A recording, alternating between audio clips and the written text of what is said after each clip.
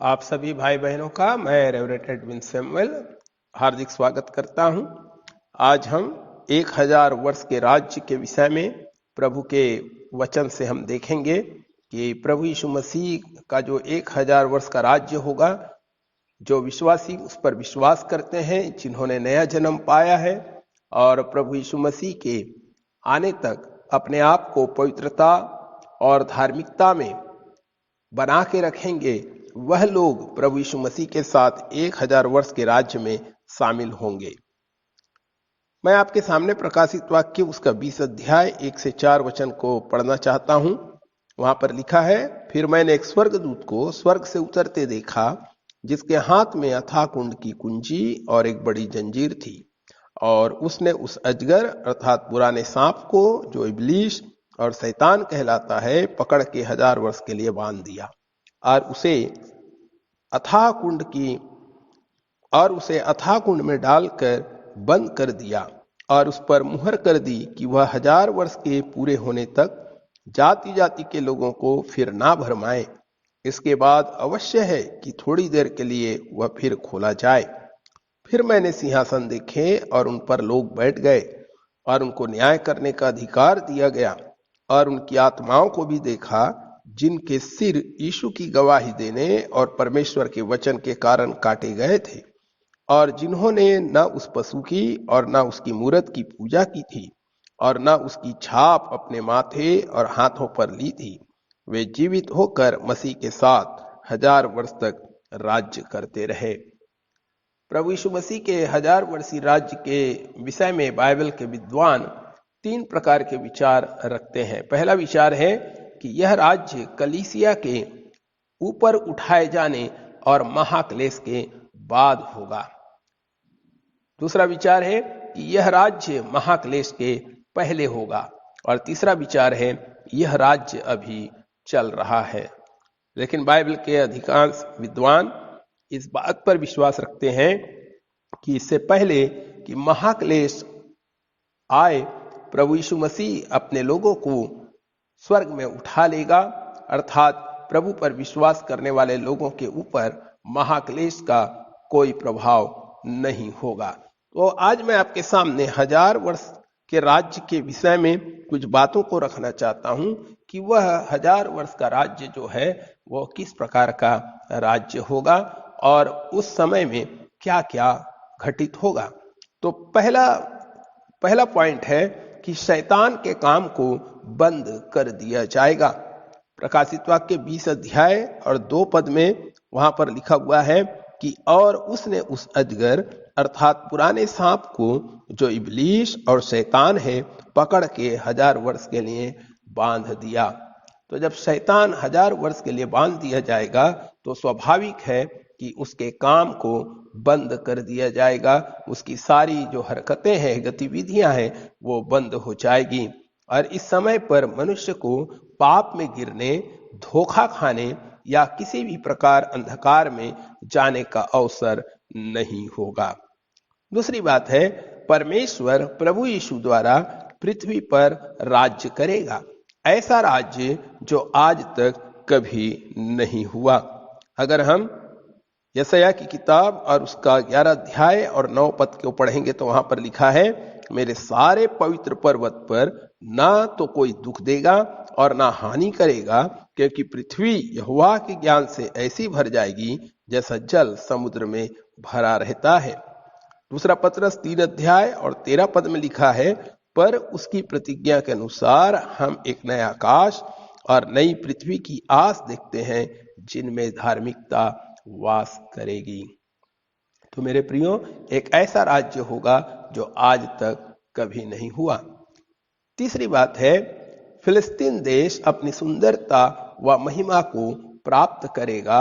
वह परमेश्वर की प्रजा उसके दुल्हन के साथ इस राज्य में सम्मिलित होगी। परमेश्वर की प्रजा अर्थात इस्राएल और जो उसकी दुल्हन अर्थात विश्वासी एक साथ इस राज्य में सम्मिलित होगी। प्रभु के वचन में हम पढ़ते हैं, यहेजकेल की किताब 37 अध्याय और उसके 25वें और 26 में लिखा है, वे उस देश में रहेंगे जिसे मैंने अपने दास याकूब को दिया था, और जिसमें तुम्हारे पुरखा रहते थे, उसी में वे और उनके बेटे पोते सदा बसे रहेंगे और मेरा दास दाऊद सदा उनका प्रधान होगा। यहाँ दाऊद से संबंध है प्रभु यीशु मसीह का। प्रभु यीशु मसीह के विषय में दाऊद का को इस्तेमाल किया गया है। 26 पद में लिखा है, मैं उनके साथ शांति की वाचा बांधूंगा, वह सदा की वाचा ठहरेगी और मैं उन्हें स्थान देकर गिनती में बढ़ाऊंगा और उनके बीच अपना पवित्र स्थान सदा बनाए रखूंगा। चौथी बात है मेरे प्रियो, यरूशलेम नगर विश्व की राजधानी होगा। प्रभु यीशु दाऊद की गद्दी पर विराजमान होकर अपने राज्य को करेगा। जकरिया की किताब 14 अध्याय और 16 पद में इस राज्य के विषय में पहले से भविष्यवाणी कर दी गई थी। वहां लिखा है, तब जितने लोग यरूशलेम पर चढ़ने वाली सब जातियों में से बचे रहेंगे, वे प्रति वर्ष राजा को अर्थात सेनाओं के यहोवा को दंडवत करने और झोपड़ियों का पर्व मानने के लिए यरूशलेम को जाया करेंगे। पांचवी बात है, एक अनोखी आशीष 1000 वर्ष के राज्य में होगी। यह सृष्टि एक नया रूप प्राप्त करेगी और इस पृथ्वी पर मनुष्य को हानि पहुंचाने वाली किसी भी प्रकार की वस्तु ना होगी।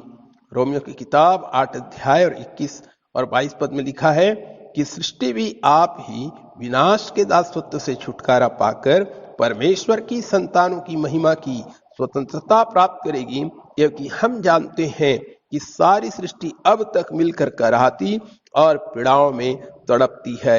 यहाँ पर 22 पद में वर्तमान समय की बात कहा जा रहा है कि वर्तमान में सारी सृष्टि अब तक मिलकर करा रही है और पीड़ाओं में तड़पती है। परंतु 21 वचन में लिखा हुआ है कि उस राज्य में सृष्टि जो है वो विनाश के दासत्व से छुटकारा प्राप्त करेगी और परमेश्वर की संतानों की महिमा की स्वतंत्रता को भी प्राप्त करेगी।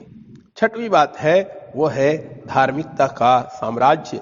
इस राज्य के समय परमेश्वर की धार्मिकता हर स्थान में पाई जाएगी। मनुष्य को किसी नियम या व्यवस्था द्वारा संचालित नहीं किया जाएगा। प्रभु के वचन में हम पढ़ते हैं भजन संहिता और उसके 72 अध्याय और 7 पद में लिखा है, उसके दिनों में धर्मी फूले फलेंगे और जब तक चंद्रमा बना रहेगा तब तक शांति बहुत रहेगी। तो धर्मी लोग फूले फलेंगे अर्थात वहां पे धार्मिकता का ही राज्य होगा। सातवीं बात है, इस राज्य में पूर्ण आनंद, ज्ञान की भरपूरी, महिमा, विश्राम और सिद्ध स्वास्थ्य और परमेश्वर की संगति भी प्राप्त होगी। प्रभु के वचन में लिखा हुआ है, मैं कुछ पदों को आपके सामने पढ़ना चाहता हूं। पहला है यशायाह की किताब 9 अध्याय और 3 और 4 पद। वहां लिखा है, तूने जाति को बढ़ाया, तूने उसको बहुत आनंद दिया, वे तेरे सामने कटनी के समय का सा आनंद करते हैं और ऐसे मगन हैं जैसे लूट बांटने के समय मगन रहते हैं। चौथा पद, क्योंकि तूने उसकी गर्दन पर के भारी जुए और उसके बहंगे के बांस, उस पर अंधेर करने वाले की लाठी, इन सबों को ऐसा तोड़ दिया है जैसे मिद्यानियों के दिन में किया था। यशायाह 24 अध्याय और 23 पद, तब चंद्रमा संकुचित हो जाएगा और सूर्य लज्जित होगा, क्योंकि सेनाओं का यहोवा सिय्योन पर्वत पर और यरूशलेम में अपनी प्रजा के पुरनियों के सामने प्रताप के साथ राज्य करेगा। यशायाह 33 अध्याय और उसके 24 पद को हम पढ़ते हैं। वहां लिखा है, कोई निवासी ना कहेगा कि मैं रोगी हूं।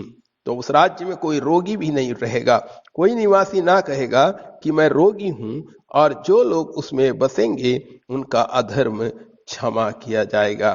तो मेरे प्रियो, ये कितना उत्तम समय होगा जब उसके लोग, प्रभु यीशु मसीह पर विश्वास करने वाले लोग प्रभु यीशु मसीह के साथ 1000 वर्ष तक राज्य करेंगे। हमें अपने आप को तैयार करना है, प्रभु यीशु मसीह के आगमन की बाट जोहते रहना है। प्रभु आप सबको आशीष दे।